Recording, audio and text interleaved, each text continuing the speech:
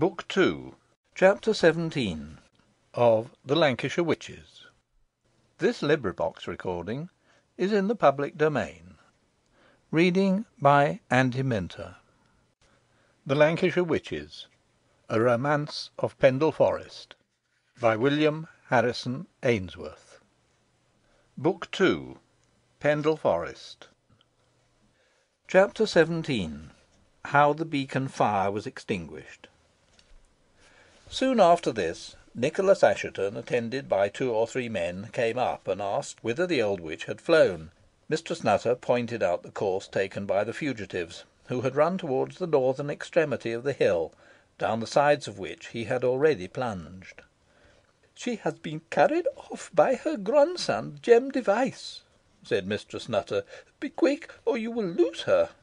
"Ay, be quick," added Mother Chattox. "Yonder they went, to the back of the beacon." Casting a look at the wretched speaker, and finding she was too grievously wounded to be able to move, Nicholas bestowed no further thought upon her, but set off with his companions in the direction pointed out. He speedily arrived at the edge of the hill, and, looking down it, sought in vain for any appearance of the fugitives.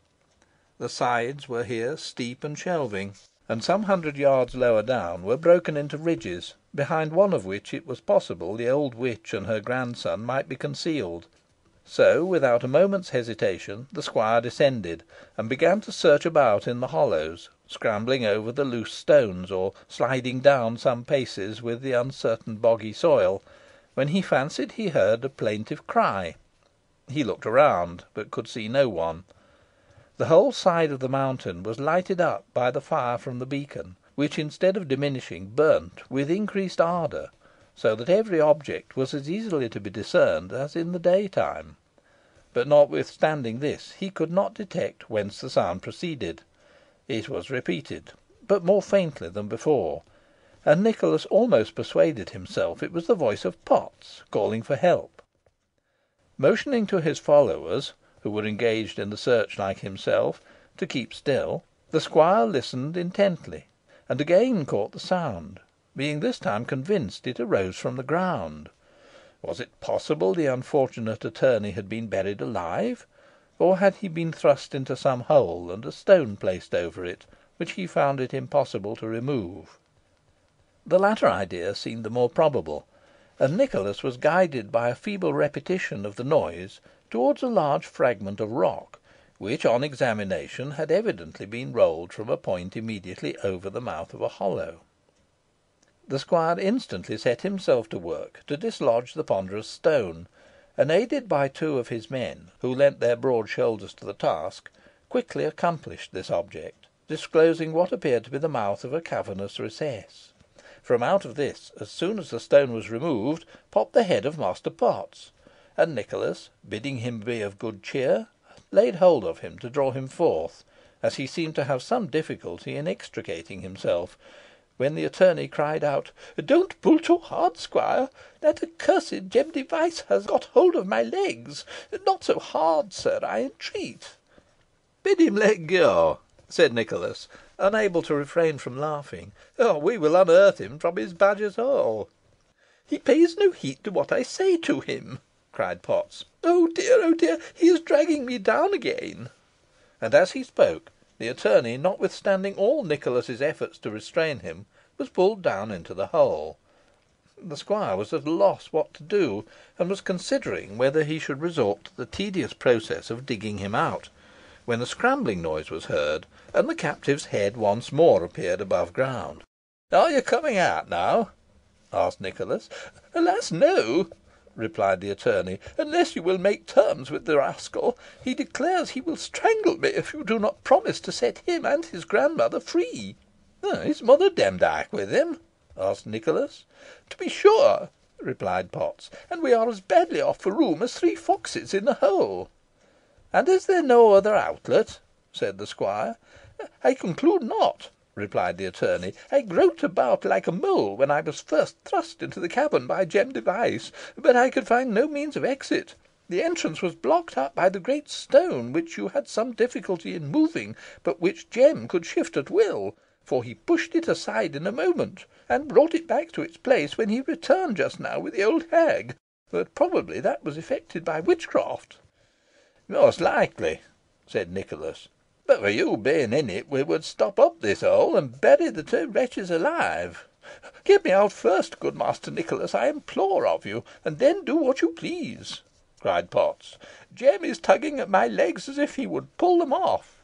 "We will try to see who is strongest," said Nicholas, again seizing hold of Potts by the shoulders.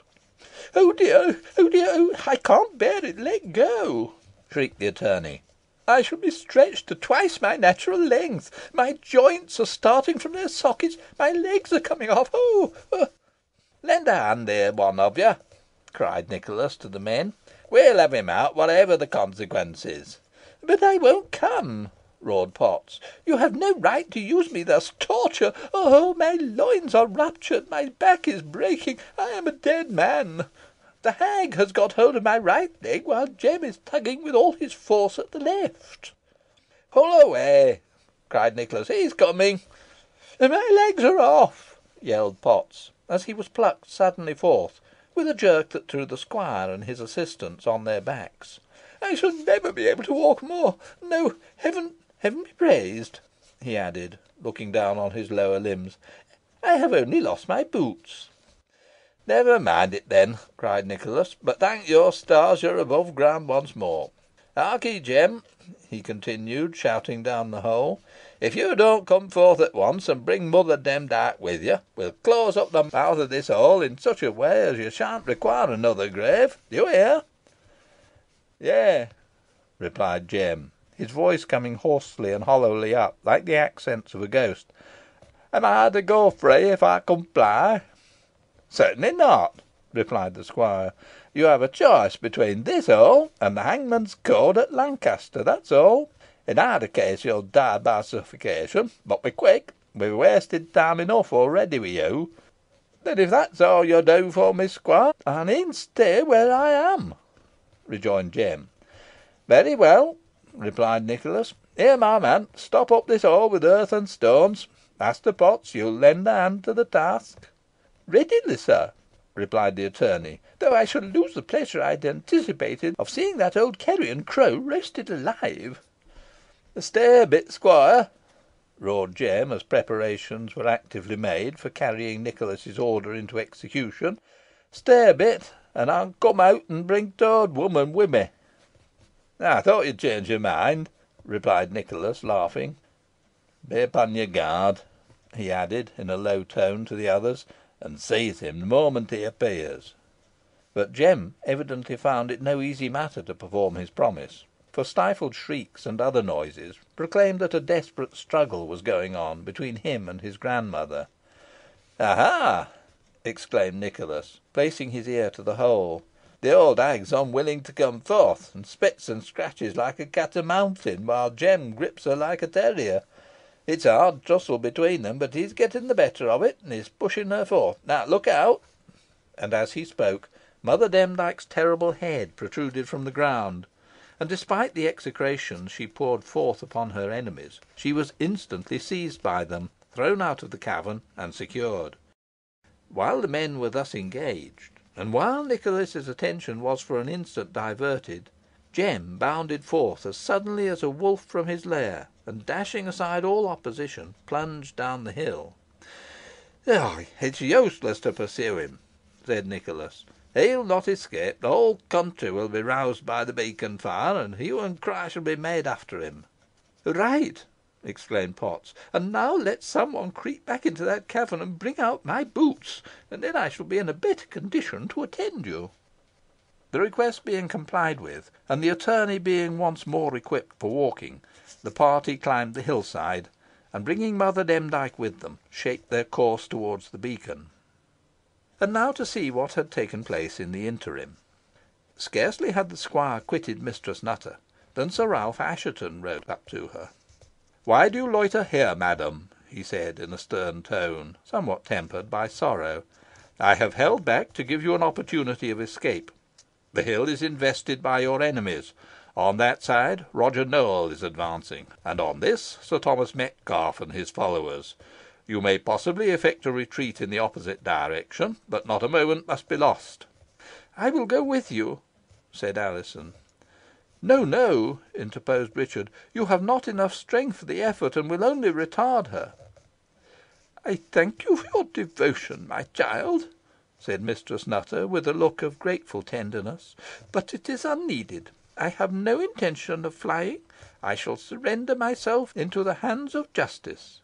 "Do not mistake the matter, madam," said Sir Ralph, "and delude yourself with the notion that either your rank or wealth will screen you from punishment. Your guilt is too clearly established to allow you a chance of escape; and though I myself am acting wrongfully in counselling flight to you, I am led to do so from the friendship once subsisting between us, and the relationship which, unfortunately, I cannot destroy." "It is you who are mistaken, not I, Sir Ralph," replied Mistress Nutter. "I have no thought of turning aside the sword of justice, but shall court its sharpest edge, hoping, by a full avowal of my offences, in some degree to atone for them. My only regret is I shall leave my child unprotected, and that my fate will bring dishonour upon her." "Oh, think not of me, dear mother," cried Alizon, "but persist unhesitatingly in the course you have laid down. Far rather would I see you act thus, far rather hear the sentiments you have uttered, even though they may be attended by the saddest consequences, than behold you in your former proud position and impenitent. Think not of me, then, or rather think only how I rejoice that your eyes are at length opened, and that you have cast off the bonds of iniquity. I can now pray for you with the full hope that my intercessions will prevail, and in parting with you in this world, shall be sustained by the conviction that we shall meet in eternal happiness hereafter." Mistress Nutter threw her arms about her daughter's neck, and they mingled their tears together. Sir Ralph Assheton was much moved. "It is a pity she should fall into their hands," he observed to Richard. "I know not how to advise," replied the latter, greatly troubled. "It is too late," exclaimed the knight. "Here come Nowell and Metcalfe. The poor lady's firmness will be severely tested." The next moment the magistrate and the knight came up, with such of their attendants as were not engaged in pursuing the witches, several of whom had already been captured. On seeing Mistress Nutter, Sir Thomas Metcalfe sprang from his horse, and would have seized her, but Sir Ralph interposed, saying "She has surrendered herself to me. I will be answerable for her safe custody." "Your pardon, Sir Ralph," observed Nowell. "The arrest must be formally made, and by a constable. Sparshot, execute your warrant." Upon this, the official, leaping from his horse, displayed his staff and a piece of parchment to Mistress Nutter, telling her she was his prisoner.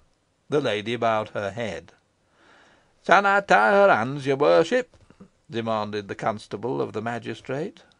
"On no account, fellow," interposed Sir Ralph. "I will have no indignity offered her. I have already said I will be responsible for her." "You will recollect she is arrested for witchcraft, Sir Ralph," observed Nowell. "She shall answer to the charges brought against her. I pledge myself to that," replied Sir Ralph. "And by a full confession," said Mistress Nutter. "You may pledge yourself to that also, Sir Ralph." "She avows her guilt," cried Nowell. "I take you all to witness it." "I'll not forget it," said Sir Thomas Metcalfe. "Nor I, nor I," cried Sparshot and two or three others of the attendants. "This girl is my prisoner," said Sir Thomas Metcalfe, dismounting and advancing towards Alizon. "She is a witch as well as the rest." "It is false," cried Richard; "and if you attempt to lay hands upon her, I will strike you to the earth." "Death!" exclaimed Metcalfe, drawing his sword. "I will not let this insolence pass unpunished. I have other affronts to chastise. Stand aside, or I will cut your throat." "Hold, Sir Thomas," cried Sir Ralph Assheton, authoritatively. "Settle your quarrels hereafter, if you have any to adjust, but I will have no fighting now. Alizon is no witch. You are well aware that she was about to be impiously and cruelly sacrificed by Mother Demdike.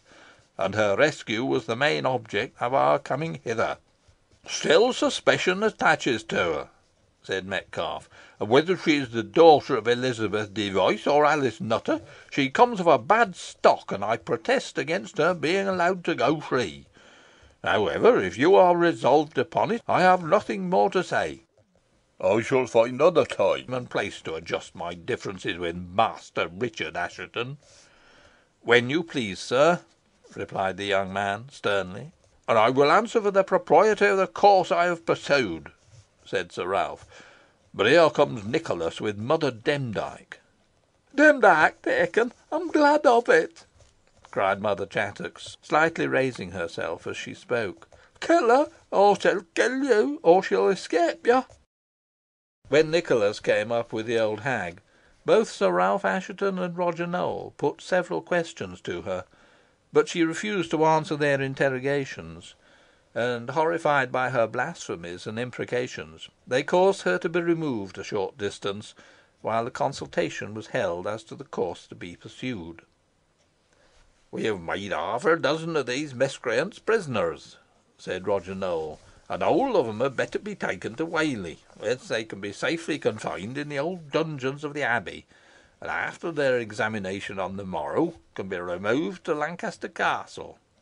"Be it so," replied Sir Ralph.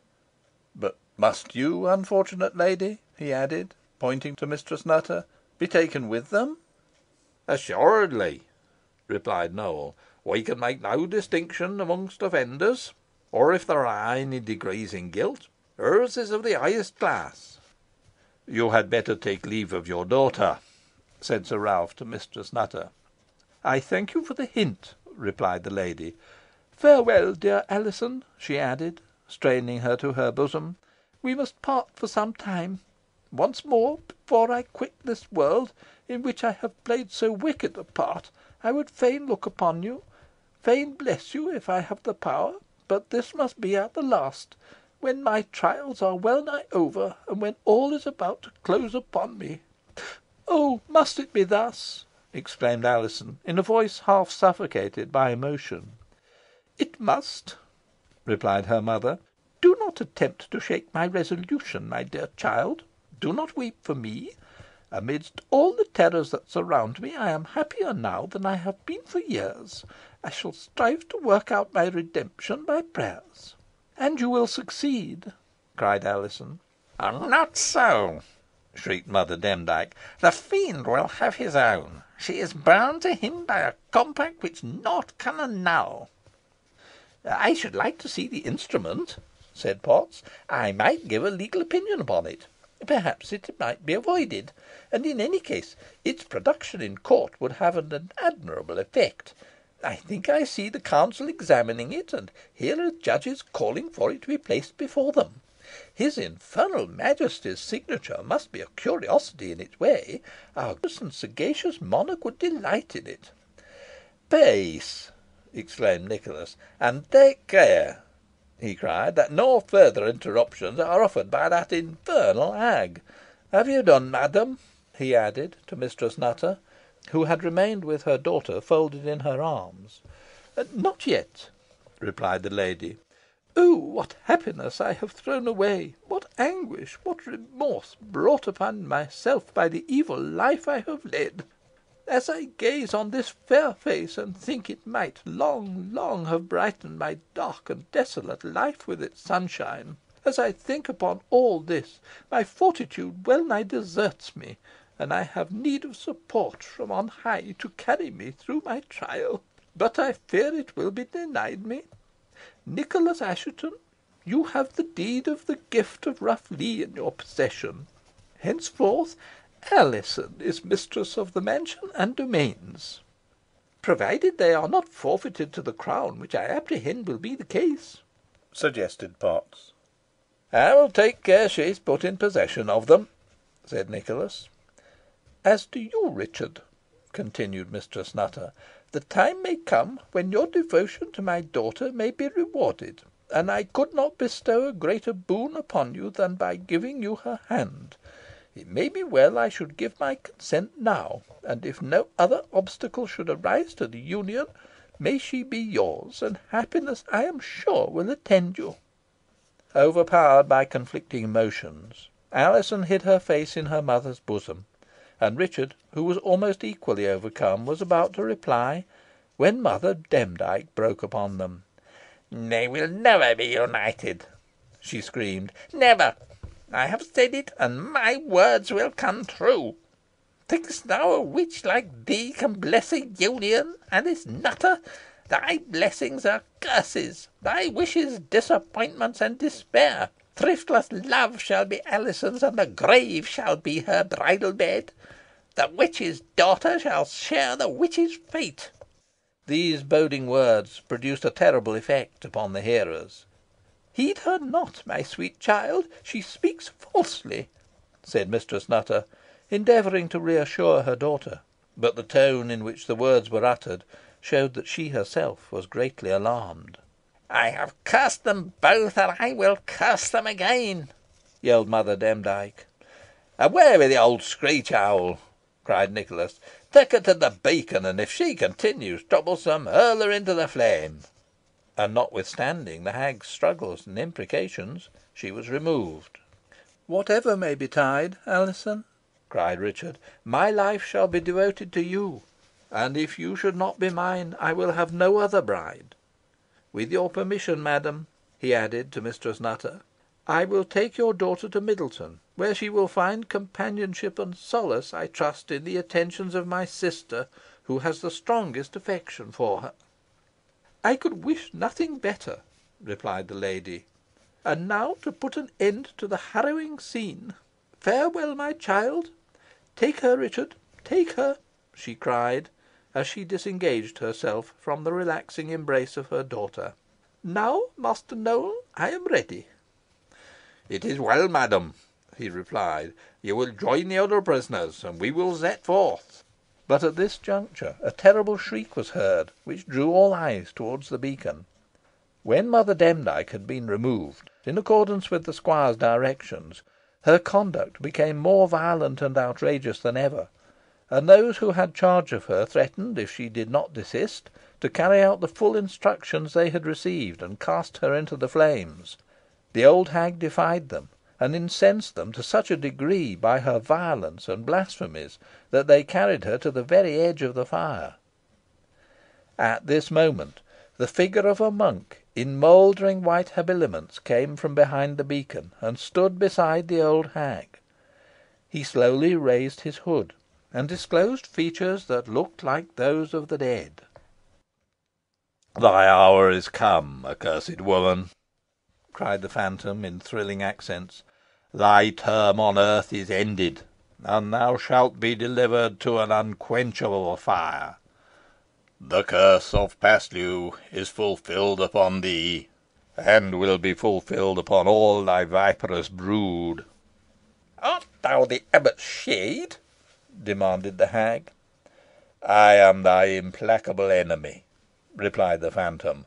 "Thy judgment and thy punishment are committed to me. To the flames with her!" Such was the awe inspired by the monk, and such the authority of his tones and gesture, that the command was unhesitatingly obeyed, and the witch was cast shrieking into the fire. She was instantly swallowed up, as in a gulf of flame, which raged and roared, and shot up 100 lambent points, as if exulting in its prey. The wretched creature was seen for a moment to rise up in it, in extremity of anguish, with arms extended, and uttering a dreadful yell, but the flames wreathed round her, and she sank for ever. When these who had assisted at this fearful execution looked around for the mysterious being who had commanded it, they could nowhere behold him. Then was heard a laugh of gratified hate, such a laugh as only a demon, or one bound to a demon, can utter, and the appalled listeners looked around, and beheld Mother Chattox standing behind them. "My rival is gone," cried the hag. "I have seen the last of her. She's burnt. Ha! ha!" Further triumph was not allowed her. With one accord, and as if prompted by an irresistible impulse, the men rushed upon her, seized her, and cast her into the fire. Her wild laughter was heard for a moment above the roaring of the flames, and then ceased altogether. Again the flame shot high in the air, again roared and raged, again broke into a multitude of lambent points, after which it suddenly expired. All was darkness on the summit of Pendle Hill, and in silence and in gloom, scarcely more profound than that weighing in every breast, the melancholy troop pursued its way to Whalley. End of Chapter 17 and of the second book.